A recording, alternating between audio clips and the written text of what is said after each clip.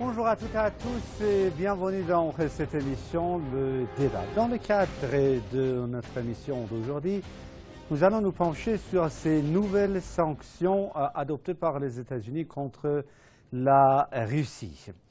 Hier, nous avons eu en fait une information diffusée par des médias qui citait le vice-président américain Michael Pence et qui avait dit que voilà, le président américain Donald Trump avait signé, promulgué ces nouvelles sanctions décidées par la Chambre des représentants et le Sénat américain. Ensuite, il y a eu dans un deuxième temps une autre information comme quoi le président américain Donald Trump va signer prochainement ces nouvelles sanctions adoptées contre la Russie.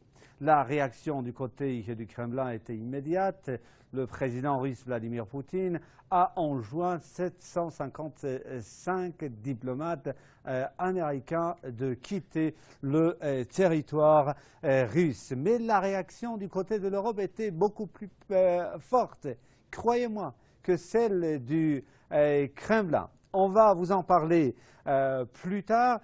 Mais avant d'entrer dans le vif du sujet, avant de vous présenter mes deux invités de l'émission d'aujourd'hui, je vous propose un court reportage sur ce sujet. On reviendra tout de suite après.